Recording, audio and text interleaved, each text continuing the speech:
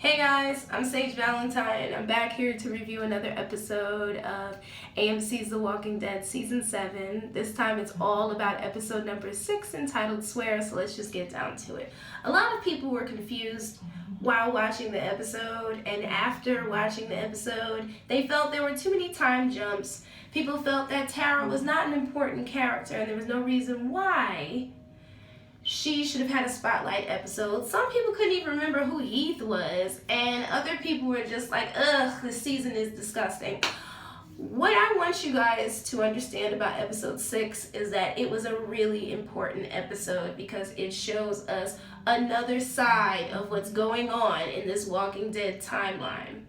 We were able to see earlier in the season what happened to Morgan and Carol, what happened to Maggie and Sasha, what's going on with the group, what's happening to Daryl with a little Negan thrown in. Now it's time for us to see what happened to Heath and to Tara, because I was wondering about that. I really was. Do I see this episode as a filler episode? Maybe a little bit, but not in a bad way, because to me it wasn't boring. To me, it definitely introduced quite a few new twists that I will be discussing in this review.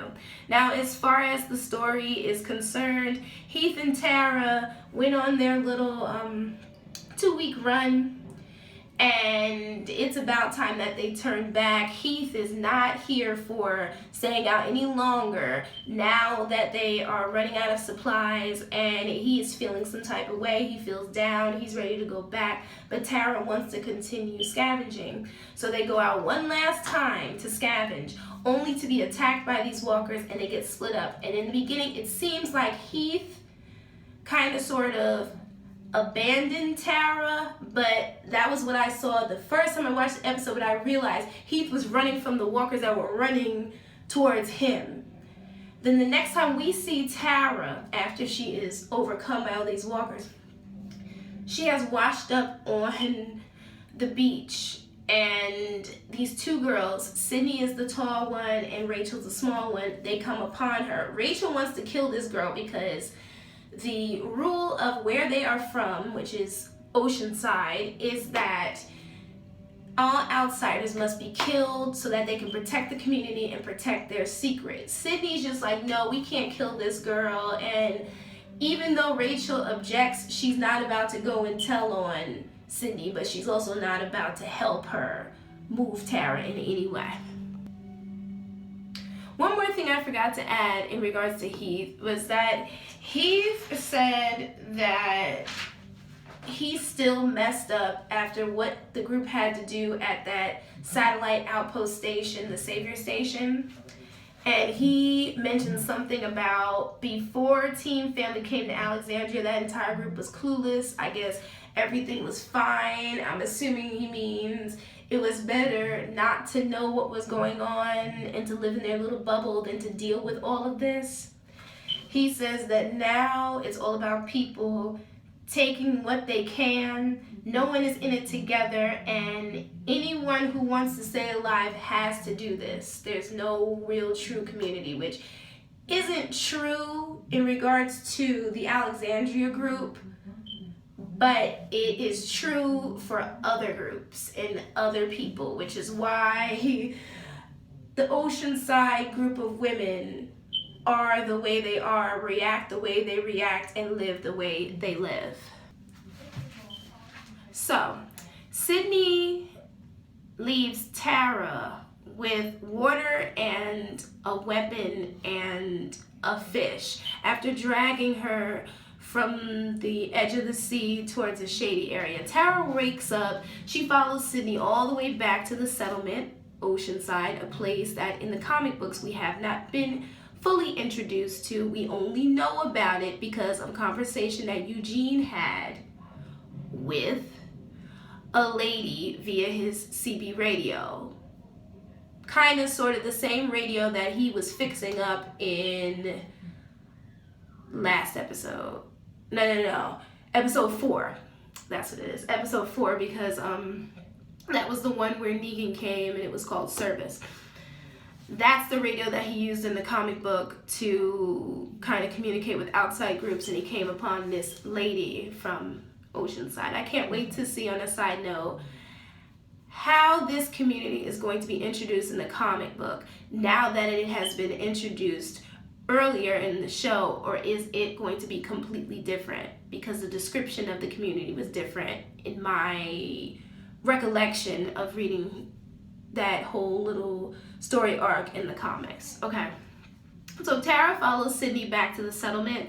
She sees women and children and everything seems so peaceful. Then all of a sudden we hear this clicking sound. The women and the children run off.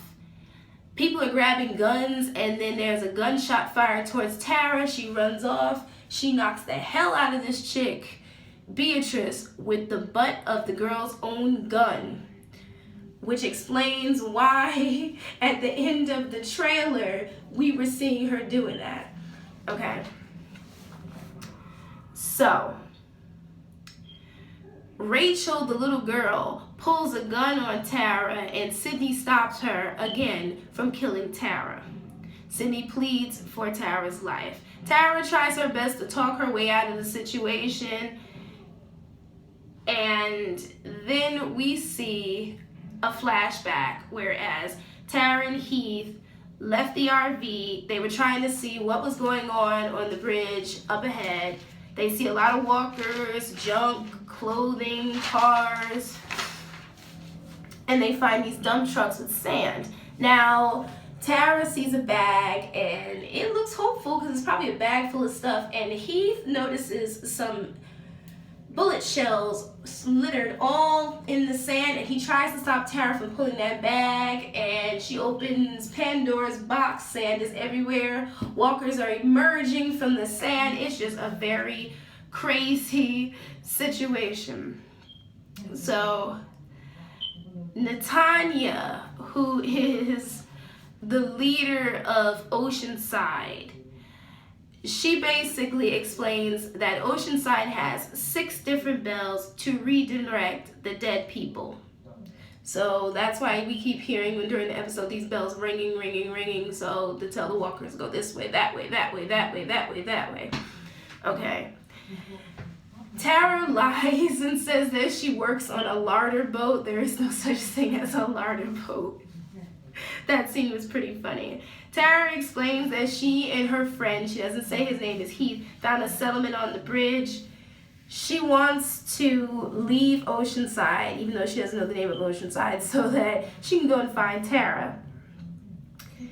And Natanya explains that if they let her go, they have a disadvantage, because normally when strangers come upon their settlement, those strangers die. So they decide to feed Tara this fish stew. Tara and Sydney meet, like finally face to face, without some crazy situation happening. And Sydney reveals that her mom would have wanted her to save people. She's a really good shot, and apparently she has killed people. So Natanya wants Tara to stay. She wants Tara to put down roots because it seems like they would need a person like her. Plus, it would kill 2 birds with 1 stone because they wouldn't have to kill Tara. So Tara asks the question that every viewer is basically asking themselves, where are the men? Because I think we only saw one little boy running with the other kids. And it's revealed that all the men are dead. Natanya says that they got into a skirmish with another group. She lost her grandson, Sydney's brother, and Sydney's mother. They left their settlement, went to a new place where they could stay hidden and live. Tara mentions that she's from a settlement and she has a girlfriend, and she wants to go back to her girlfriend, and she mentions a satellite station, you know, the whole situation where Team Family had to attack that station thinking that they had killed Negan, when in reality they hadn't killed Negan, as we know, because the group is much bigger, and as they said in this episode, there are far more satellite outposts than just that one. And as Tara's speaking, the women are just kind of like looking kind of at Tara like, we know, but we're not going to tell her we know. Tara wants this group to work with her group, but she doesn't agree with the ideas of the groups. And she says, you know, if you see enemies everywhere, that's all you're going to see. So basically, Natanya agrees that Tara can leave, and she sends her out with 2 guides, one being Beatrice. The whole situation to me seemed a little bit shaky shady.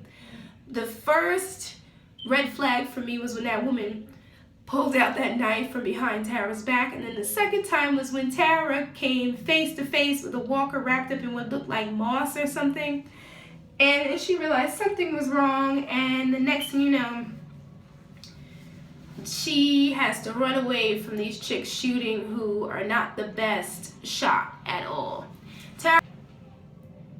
Tara's running and somehow falls down this incline, and when she's at the bottom looking up, I'm just smiling because I'm like, that's that scene from the trailer, so that's why she ended up at the bottom of that little ditch thingy. So then Tara ends up running up behind Beatrice, and they end up fighting, and in the end Beatrice gets the upper hand, and Beatrice reveals to Tara, listen, your people went up against the Saviors, they killed those people at that outpost. That's not it. There are more people. In fact, your friends are probably already dead.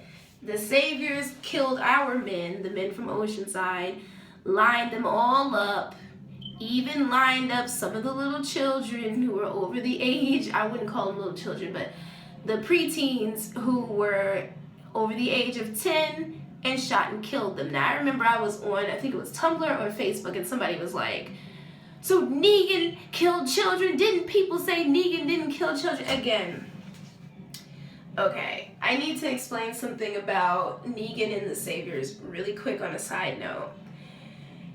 Negan has all of these like outposts and all of these folks going out doing stuff so that he can sit back and chill and have sex with his wives.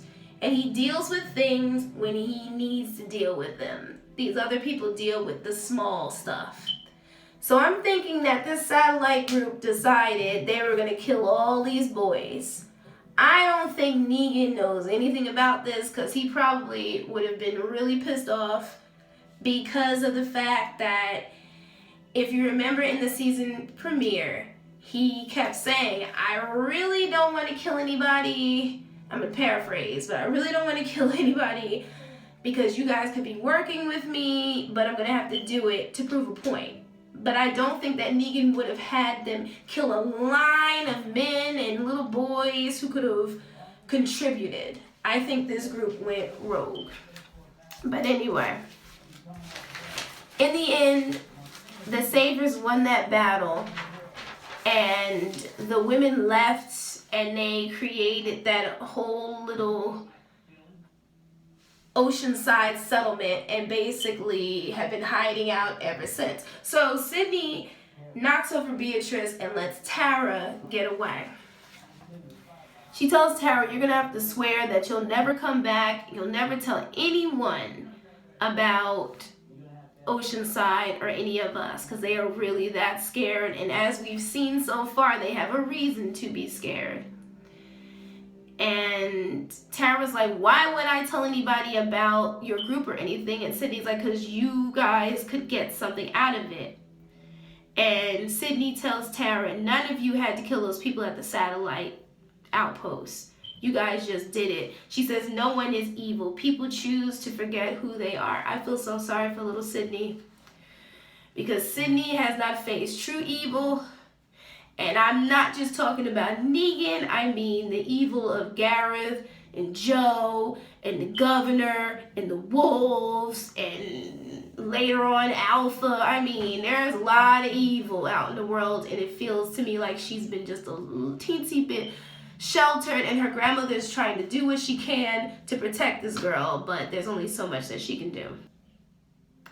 Sydney gives Tara a bag with food and water, and she vows to cover Tara so that Tara can get away, because Sydney knows that Beatrice and that other chick are on their way to come and get her, and she wants Tara to get as far away as she possibly can. Okay, So Tara manages to get away, and she remembers that Heath came back to help her. And despite the fact that she was overcome almost by the walkers, she said that she was coming to help him. She said, we're in this together, and then she falls over the bridge, I guess, down into the water. Tara sees a walker with braids in their hair. She thinks that's Heath, and it turns out it's not Heath, it's a woman. A very hungry female walker in a flowered dress. So Tara sees the women dragging Sydney back, and then she notices that Heath's glasses are broken on the ground. So something happened. Heath ended up in some type of skirmish. Someone grabbed him up and snatched him into the RV and drove away. In case you didn't understand what that little card said, the one that Tara was holding that said PPP, that stands for whisper, which means the whispers more than likely have Heath. And I know some of you are saying, well, it's too early for the whispers to come out. Sage Valentine, you know this, you read the comic books. I sure did.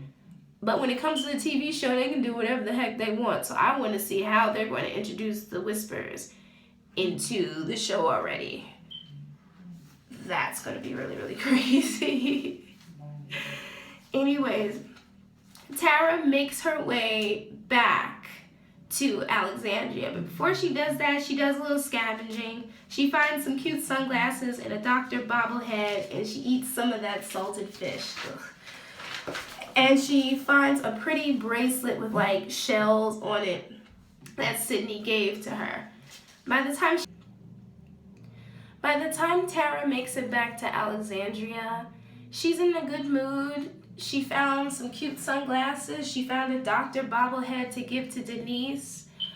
But the moment the gate opens and the moment she sees Eugene's face, I think that look said it all. And I guess that Eugene told her that Glenn died, that Abe died, that Denise died, Daryl was taken, and he more than likely clued her in about Negan. So I am not surprised that she was as sad as she was. And Rosita apologizes to Tara and tells her, we don't have to just sit here. Tell me, do you know of a place with guns and ammunition? It's got to be someplace out there. And Tara tells her, no, I didn't see anything like that out there. Do I think that the group will come across the Oceanside group sometime during this season or next? Yeah, I do believe that. Do I think that this episode was boring? Heck no. Heck no. I thought it was pretty good, and I knew there was a connection to the Saviors, but I didn't realize the connection was that sad. And again, I do think that group was that little satellite group that the Oceanside group battled with after leaving the satellite outposts. I think that group was acting as rogues, if you understand what I'm saying. I think that's about it as far as this review, and I will be reviewing episode 7. And on a side note, I went to AOL Build on Wednesday and sat in for a mini panel whose guest of honor was Jeffrey Dean Morgan, aka Negan, and it was definitely a really fun panel, and I will find a link and put that in the description box so you guys can see the interview as well. And I do have a bunch of pictures, and I will be posting them on Google+. Check out my Google+, Sage Valentine. So until next time, you all take care, and I am so ready for tonight's episode. Negan is going to be so extra, and I finally get my wish.